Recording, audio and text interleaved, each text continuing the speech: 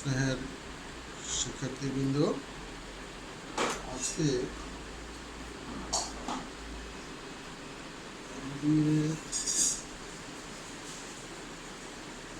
ক্লাসে corporate financial reporting নিয়ে আলোচনা হবে। কর্পোরেট ফিনান্সিয়াল রিপোর্টিং আমাদের মাস্টার্সের একটি কোর্স। ইতিমধ্যে আমি ফিনান্সিয়াল স্টেটমেন্ট কাকে বলে, কেন প্রস্তুত করা হয়, এটার সুবিধা অসুবিধা, গুরুত্ব, লিমিটেশন গত ক্লাসে আলোচনা করেছি। আজকের আলোচনার বিষয় হল financial statement classification.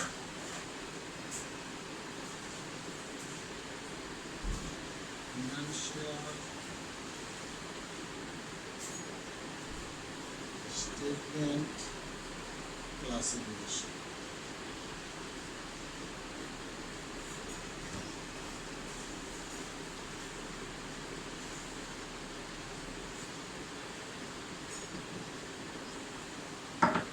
Financial statement classification আর্থিক প্রতিবেদনের প্রকারভেদ। আর্থিক প্রতিবেদনের প্রকারভেদ যদি বলি, তাহলে এটা কী কী প্রকারভেদ হতে পারে? অনেক রকম প্রকারভেদ হতে পারে। প্রথমে বলবো income statement.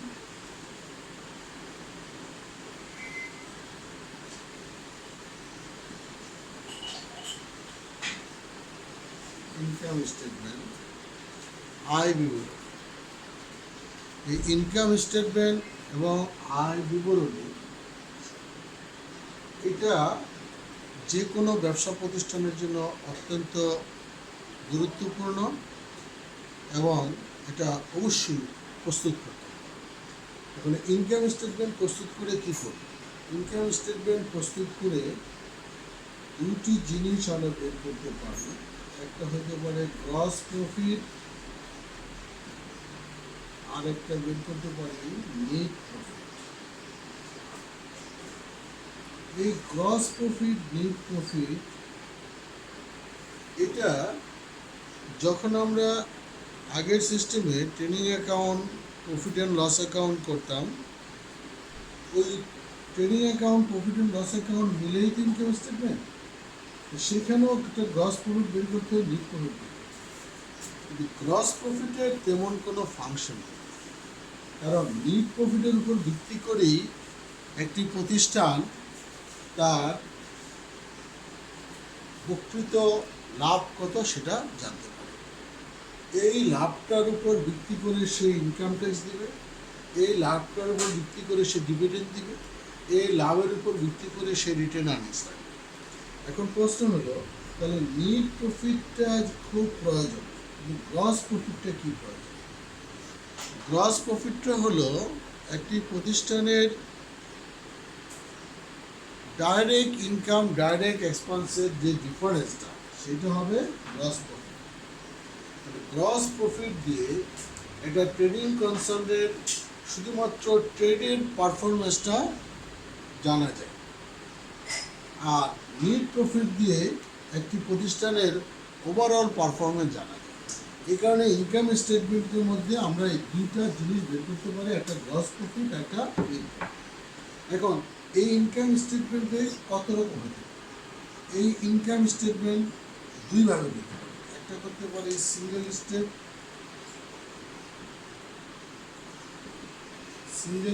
Income statement.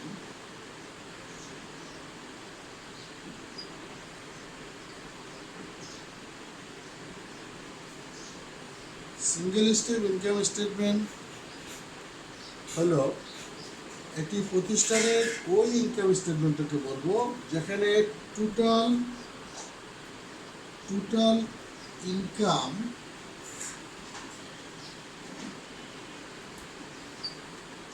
Income, এখান থেকে total expense,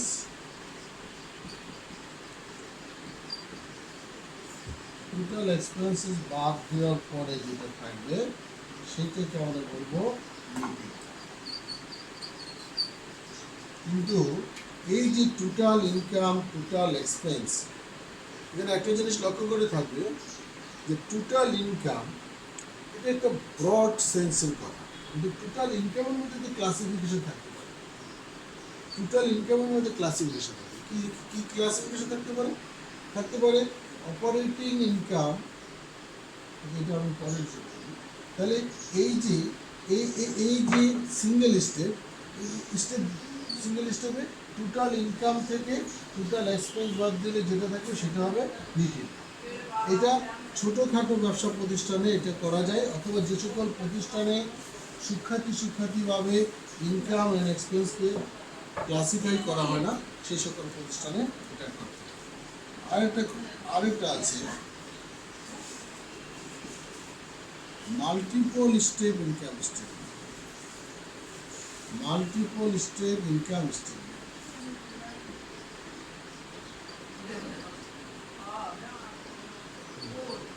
multiple step income statement বহুধাপ আয় বিবরণী।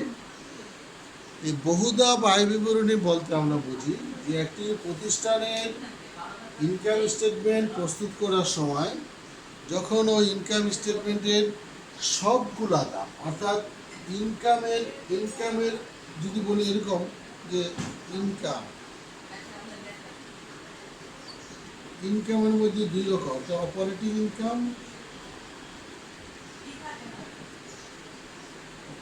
ইনকাম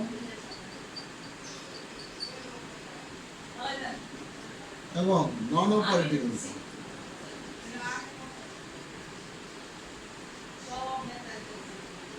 অপারেটিং ইনকাম, নন অপারেটিং।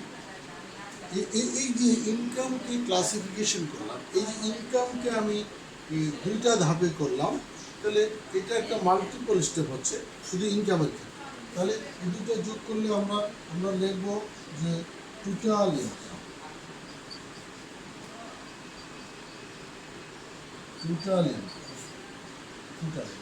এই ইনকামটা পরেও দেওয়া যেত। আবার সেম থিংস যদি আমরা এখান থেকে করি লেস এক্সপেন্সেসগুলো যদি বাদ দিই, সেখানে আমরা দুই রকম এক্সপেন্স করব। এটা করবো operating expense,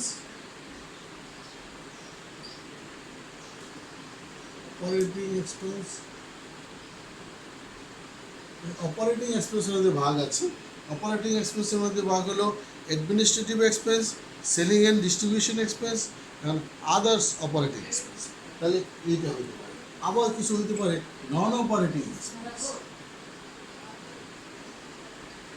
non operating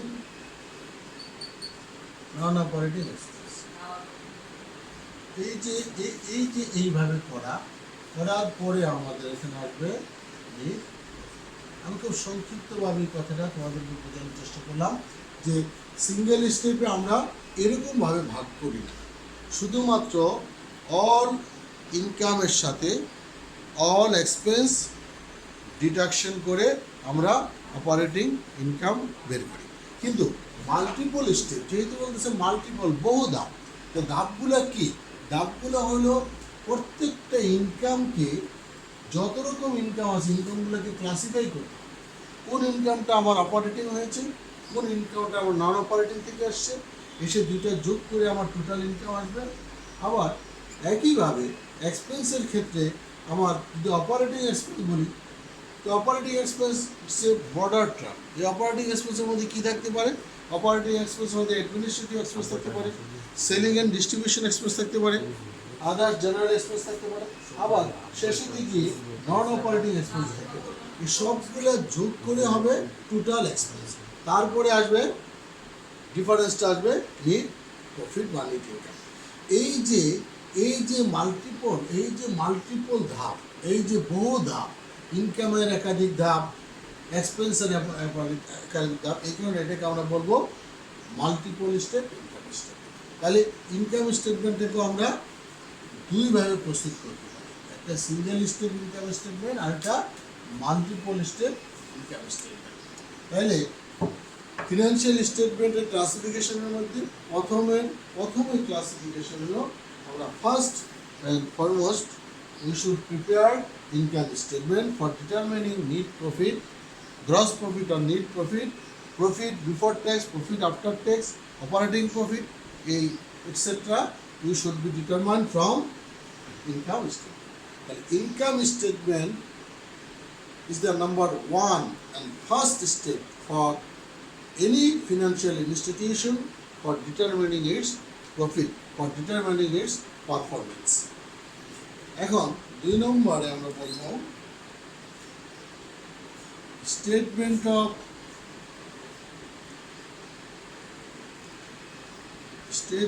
of financial position. Statement of financial position এইটা আমরা যেটাকে আমরা বলবো ব্যালেন্স শিট।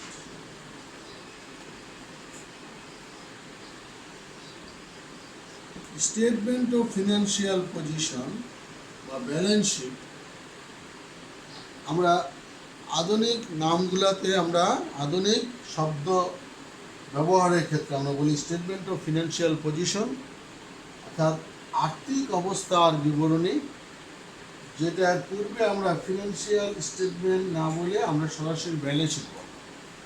ব্যালেন্স শিট বা statement of financial position, what does it mean? It's a financial position of an organization for a particular period. For a particular period, at the end of a particular period, a specific day. অর্থাৎ একটা নির্দিষ্ট সময়ের পরে একটা নির্দিষ্ট দিনে ওই প্রতিষ্ঠানের আর্থিক অবস্থাটা কি সেটা জানার জন্য যেই স্টেটমেন্টটা তৈরি করি সেটা হবে statement of financial position. Statement of financial পজিশনে আমরা এক পাশে লিখব অ্যাসেট, অ্যাসেটের মধ্যে থাকবে কারেন্ট অ্যাসেট, অ্যাসেটের মধ্যে থাকবে ফিক্সড অ্যাসেট, অ্যাসেটের মধ্যে থাকবে টেনজিবল অ্যাসেট, এরকম যদি আমরা ভাগ করি ইনটেনজিবল অ্যাসেট, এই সবগুলা যোগ করে হবে টোটাল অ্যাসেট।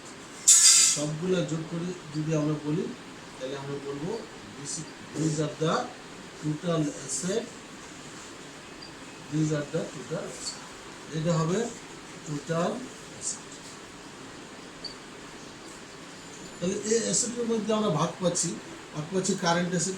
কারেন্ট অ্যাসেটের মধ্যে অনেকগুলো কম্পোনেন্ট আছে, অনেকগুলো এলিমেন্টস আছে। তারপরে বাদে ফিক্সড অ্যাসেটের মধ্যে অনেকগুলো কম্পোনেন্টস আছে। তারপরে আমরা টেনজিবল অ্যাসেট, ইনটেনজিবল অ্যাসেট, সবগুলো যোগ করে একটা প্রতিষ্ঠানের হবে অ্যাসেট। আমাদের তো স্টেটমেন্ট অফ ফিনান্সিয়াল পজিশন জানতে হবে। পজিশন জানতে হলে অবশ্যই আমাকে অ্যাসেট জানতে হবে। অ্যাসেটের পর আমাকে জানতে হবে liability and owner security. Liability and owner সিকিউরিটির মধ্যে থাকতে পারে কারেন্ট লাইবিলিটি, থাকতে পারে লং টার্ম লাইবিলিটি,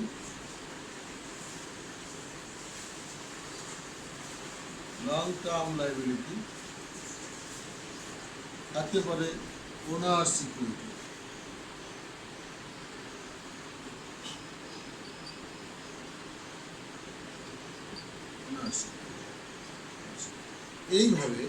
এইভাবে অ্যাসেট এবং লাইবিলিটি দুই পাশ আমাকে সমানভাবে শো করে। এই যে স্টেটমেন্ট অফ ফিনান্সিয়াল পজিশন এক সংক্ষিপ্ত আকারে যদি বলি তাহলে these are the statement of financial position. অর্থাৎ আমাদের যদি আমি ভার্টিক্যালি সাজাই তাহলে আমরা উপরের অংশে অ্যাসেট লিখব, অ্যাসেটের মধ্যে ক্লাসিফিকেশন করব current asset, fixed asset, tangible asset, intangible asset, সবগুলো যোগ করে হবে টোটাল অ্যাসেট। তারপরে নিচে আসবে এটা liabilities and owner security. Liabilities and owner সিকিউরিটির মধ্যে আমার থাকতেছে কারেন্ট লাইবিলিটিস, না থাকতেছে লং টার্ম লাইবিলিটিস, থাকতেছে ওনার সিকিউরিটি। এগুলা আমাদের স্টেটমেন্ট অফ ফিনান্সিয়াল পজিশনে এইসব জিনিসগুলো আসবে।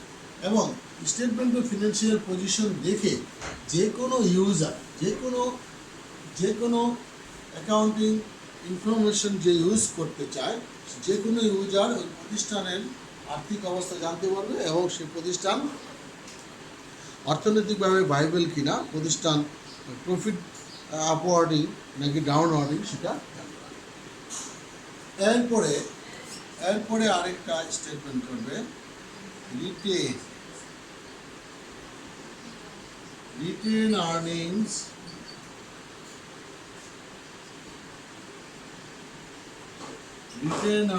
Statement. Written earnings statement, written মানে প্রিজার্ভ করা, রিটেন মানে সংরক্ষণ করা।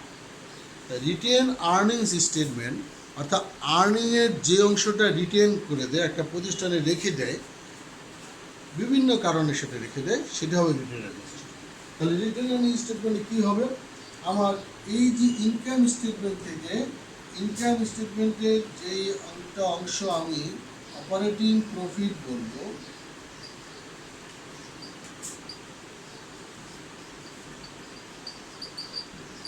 অপারেটিং প্রফিট অথবা নেট ইনকাম, এই যে ইনকাম স্টেটমেন্ট থেকে যে অপারেটিং প্রফিট বা নেট ইনকাম বের হবে, এইটাকে আমি বিভিন্ন পর্যায়ে বিভিন্ন পক্ষসমূহ মধ্যে ডিস্ট্রিবিউশন করার পরে একটা অংশ থেকে যাবে, সেইটা হবে রিটেন আর্নিংস স্টেটমেন্ট। এটা রিটেন আর্নিংস স্টেটমেন্টের মাধ্যমে এটা প্রস্তুত করতে হবে। কী হতে পারে, আমাদের এই প্রফিটের একটা অংশ যাবে ডিভিডেন্ড আকারে, এটা এখানে শো করতে হবে, ডিভিডেন্ড আকারে যেতে পারে। একটা অংশ যেতে পারে জেনারেল রিজার্ভে, জেনারেল রিজার্ভে যেতে পারে। আর যে কোনো স্পেশাল ফান্ড, ফান্ডে যেতে পারে। আর কি হতে পারে, আরেকটা অংশের ব্যালেন্সটা রিটেন হতে যাবে, এর বাকি অংশটা এই যে একটা স্টেটমেন্ট তৈরি করে নিট প্রফিটের একটা ডিস্ট্রিবিউশন দেখানো। অর্থাৎ নিট প্রফিটের চলতি বছরের প্রিভিয়াস ইয়ারের নিট প্রফিটের সাথে এই বছরের নিট প্রফিট অ্যাডজাস্ট করার পূর্বে এই নিট প্রফিটটা কোন চ্যানেলে কোথায় কীভাবে ডিস্ট্রিবিউশন হয়ে গেল, এইটা জানাটা, এটা হলো আমার written earnings statement. Written earnings statement অবশ্যই স্টেটমেন্ট অফ ফিনান্সিয়াল পজিশনের পূর্বে এটা আমাদেরকে করতে হবে। তাহলে এই তিনটা স্টেটমেন্ট যে কোনো প্রতিষ্ঠানের জন্য অত্যন্ত গুরুত্বপূর্ণ এবং এটা অবশ্যই করতে হবে। এছাড়া বড় অর্গানাইজেশনে যেখানে অনেক টাকার ফান্ড, যেখানে অনেক টাকার ক্যাশ ট্রানজ্যাকশন হয়, সেই সকল প্রতিষ্ঠানে এবং যেগুলা মাল্টিন্যাশনাল কোম্পানি অথবা একটা দেশের সর্বত্র বিরাজ করে অনেক এমপ্লয়ি, অনেক ফান্ড, অনেক ক্যাপিটাল, অনেক ট্রানজ্যাকশন, সে সকল প্রতিষ্ঠানে আমরা আরও কিছু স্টেটমেন্ট তৈরি করব ফান্ড ফ্লো স্টেটমেন্ট। ফান্ড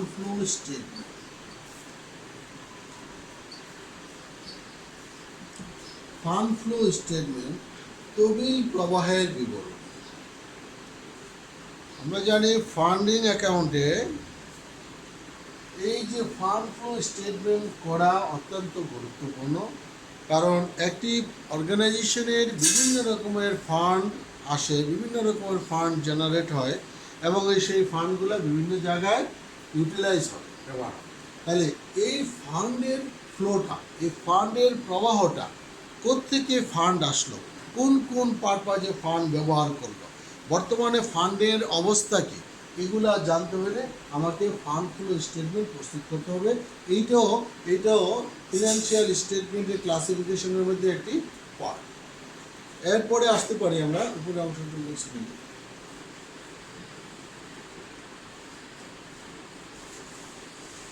এরপরে 5 নম্বরে যদি আমরা বলি ফান্ড ফ্লো অ্যান্ড পরেরটা হলো cash flow statement.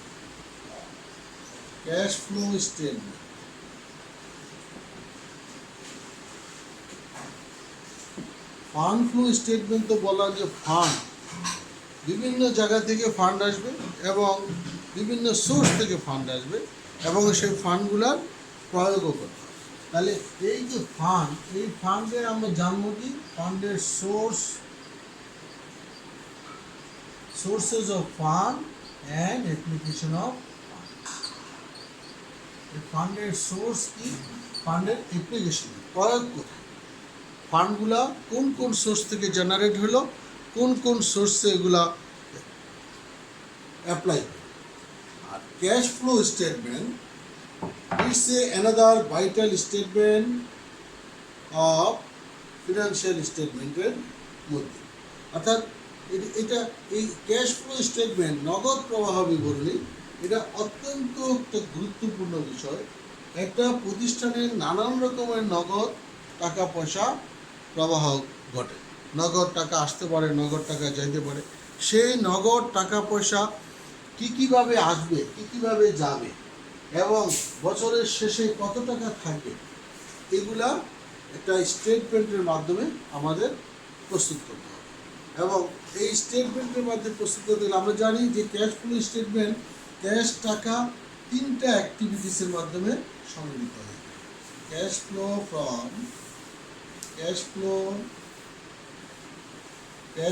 From operating activities,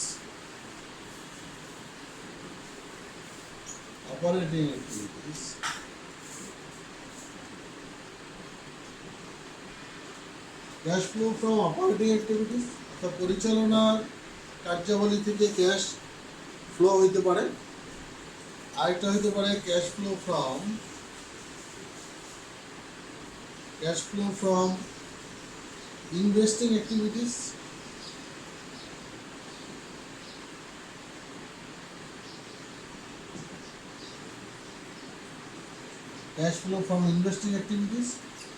and finally cash flow from financing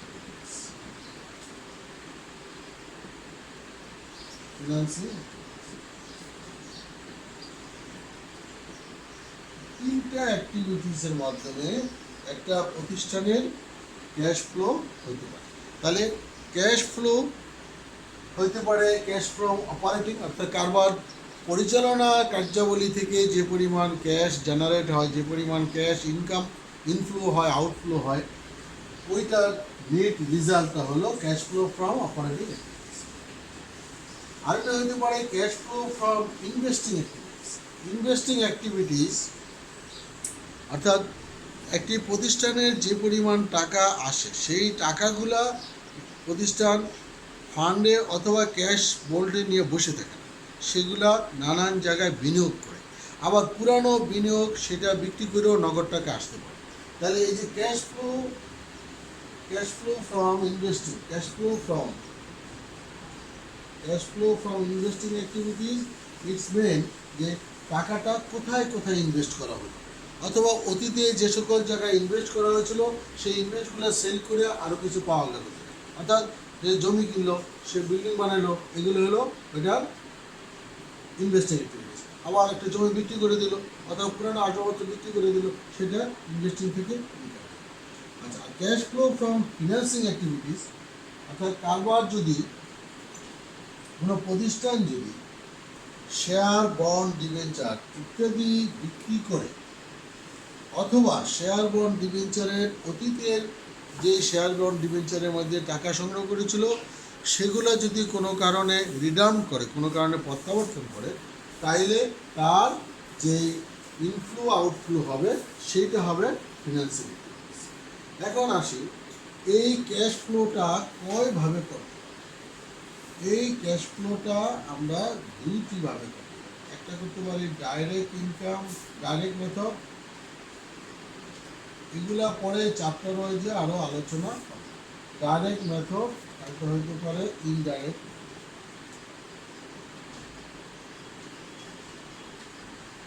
direct method and indirect.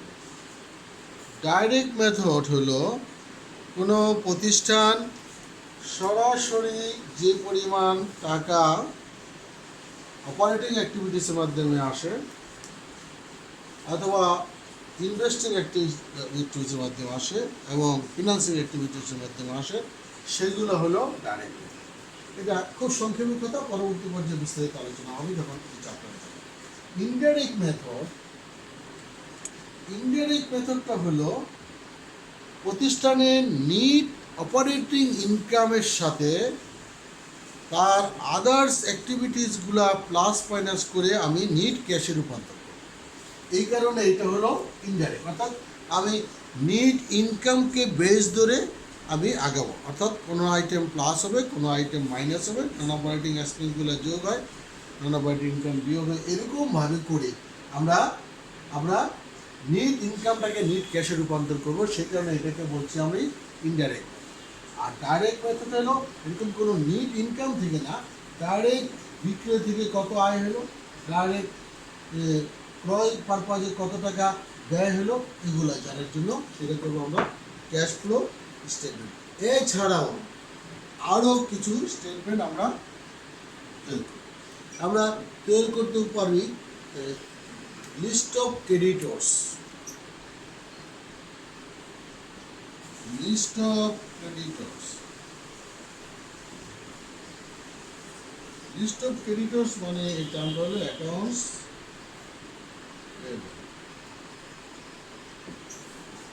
এটার একটা লিস্ট তৈরি করা যেতে পারে, কারণ এই লিস্টটা তৈরি করার পরে একটা প্রতিষ্ঠানের কী পরিমাণ ক্রেডিট আছে, কাদের কাছে আছে, কত টাকা আছে, কয় তারিখে ক্রেডিটটা সৃষ্টি হয়েছে, কয় তারিখে পরিশোধ করতে হবে, এগুলা যে বিস্তারিত জানা যাবে সেটা হলো লিস্ট অফ ক্রেডিটর্স। ঠিক অনুরূপভাবে লিস্ট অফ ডেটর্স, অর্থাৎ অ্যাকাউন্টস রিসিভেবল,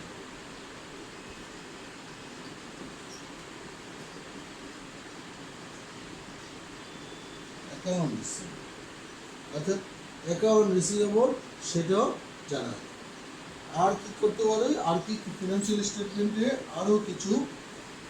আরও স্টেটমেন্ট প্রস্তুত করা যেতে পারে। সেটা হতে পারে statement of fixed assets,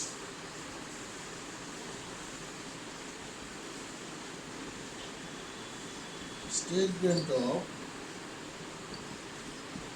fixed asset, fixed অ্যাসেটের একটা বিস্তারিত বর্ণনা করতে পারে statement of fixed asset. Statement of fixed asset যদি হয় তাহলে আমরা পরে বলতে পারি statement of current asset, statement of current asset, current অ্যাসেটের একটা স্টেটমেন্ট তৈরি করতে হবে। অর্থাৎ স্টেটমেন্টের একটা স্টেটমেন্ট অফ ফিক্সড অ্যাসেট, এটা ডেট কত, এই বছরে কত সংযোজন হলো, বছর শেষে কত হলো, অথবা এটার কোন ডেট, এই বছরে কী পরিমাণ ড্যামেজ হলো অথবা সেল হয়ে গেলো, রইলো কত, এরকম একটা স্টেটমেন্ট আমরা স্টেটমেন্ট অফ ফিক্সড অ্যাসেট করতে পারি। আর স্টেটমেন্ট অফ কারেন্ট অ্যাসেট, এই কারেন্ট অ্যাসেটের মধ্যে নানান রকমের কারেন্ট অ্যাসেট ইনভলভ থাকে, সেগুলোর একটা স্টেটমেন্ট আমরা তৈরি করতে পারি যদি ফিনান্সিয়াল স্টেটমেন্টগুলোকে সূক্ষ্মাতিভাবে বিশ্লেষণ করা যায়। আরেকটা স্টেটমেন্ট হচ্ছে statement of contingent liability,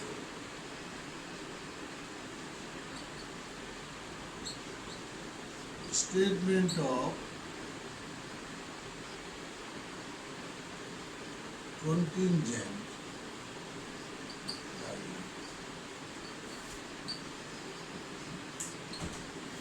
statement of contingent liability অর্থাৎ সম্ভাব্য দায়ের একটি তালিকা প্রস্তুত করতে পারি।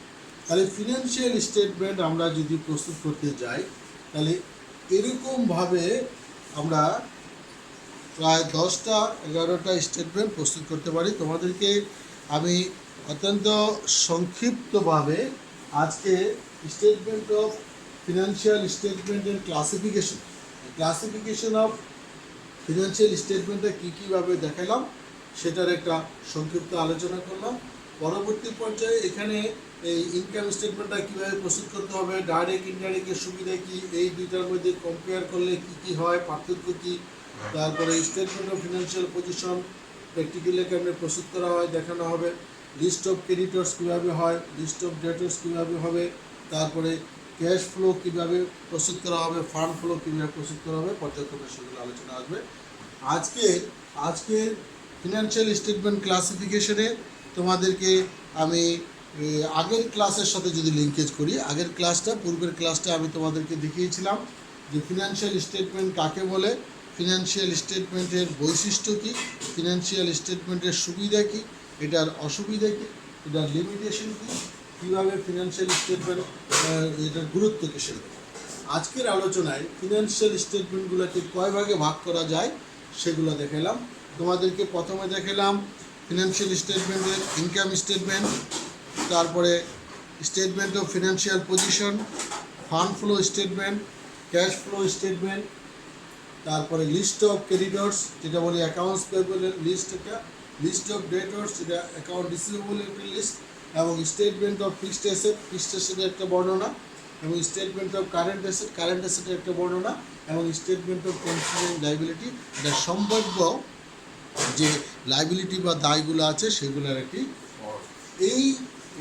These are the classification of financial statement of a organization. স্নেহের শিক্ষার্থীবৃন্দ, ভার্চুয়াল ক্লাসে আজকে অক্টোবরের 4 তারিখ তোমাদের কর্পোরেট ফিনান্সিয়াল রিপোর্টিং নিয়ে ক্রমাগতই আমি ভার্চুয়াল ক্লাসে তোমাদের সামনে হাজির হচ্ছি। ক্লাসগুলা তোমাদের কেমন লাগে তোমরা প্রতিটা ক্লাস আশা রেখে অবজার্ভ করবে, এবং কোনো প্রশ্ন থাকলে সেটা লিখে জানাতে পারো, অথবা ক্লাসে আমি তোমাদেরকে আমার পার্সোনাল ফোন নম্বর দিয়েছিলাম, সেই ফোনে এই ক্লাস সংক্রান্ত কোনো কথা থাকলে অবশ্যই আলোচনা করবে। এছাড়া পড়াশোনা সংক্রান্ত যে কোনো বিষয়ে আমি অলওয়েজ তোমাদেরকে ওয়েলকাম জানাই। যে কোনো বিষয়ে তোমরা আমার সাথে যোগাযোগ করবে, আমি সাধ্যমতো তোমাদেরকে ওগুলার অ্যান্সার দেওয়ার চেষ্টা করব, যদি অন্য আদারওয়াইজ কোনো ব্যস্ততা না থাকে। আর আমার কোনো ব্যস্ততা নাই, আমি অলওয়েজ ছাত্রদের নিয়ে ভাবি, ছাত্রদের কল্যাণ এবং কীভাবে ছাত্রদের সাথে আমার যোগাযোগ সর্বদা থাকে তা নিয়ে আলোচনা। আজকের এই ভার্চুয়াল ক্লাসে ফিনান্সিয়াল স্টেটমেন্টের ক্লাসিফিকেশনটা তোমরা দেখালাম, এটা তোমরা পড়বে। পরবর্তী পর্যায়ে আমি আবার ক্লাস নিয়ে হাজির হব। তোমাদের সবার সুস্থ ও সুন্দর জীবন কামনা করি এবং প্রত্যাশা করি তোমরা স্বাস্থ্যবিধি মেনে বাসায় অবস্থান করবে। খুব বেশি প্রয়োজন না হলে বাসা থেকে বের হবে না। আমাদের জন্য তোমরা দোয়া করবে। আমরা স্বাস্থ্যবিধি মেনে বাসায় অবস্থান করছি। বিশেষ প্রয়োজন হলে কলেজে মাঝে মাঝে যাতায়াত করি, আদারওয়াইজ এই বাসায় অবস্থান করে তোমাদের ভার্চুয়াল ক্লাসটা আরও কীভাবে ডেভেলপ করা যায়, তোমাদের সাথে আরও কীভাবে ইন্টারেকশন করা যায়, এই নিয়ে আমরা ভাবছি। আমাদের কলেজ কর্তৃপক্ষ এই যে ভার্চুয়াল ক্লাস সিস্টেমের ব্যবস্থা করে দিয়েছে তোমাদের সাথে যোগাযোগ করার জন্য, এটা সারা দেশব্যাপী এখন এটা একটু মডেল হিসাবে গ্রহণ করছে, এবং আমরাও নিজেদেরকে আরও উৎকর্ষ সাধন করার জন্য কিভাবে তোমাদের সাথে আরও বেশি যোগাযোগ স্থাপন করা যায় সেই চেষ্টা করে দিচ্ছি। তোমরা আমাদের জন্য দোয়া করবে। তোমাদের সবার সুস্বাস্থ্য কামনা করে আজকের ক্লাস এখানে শেষ করছি। ধন্যবাদ সবাই।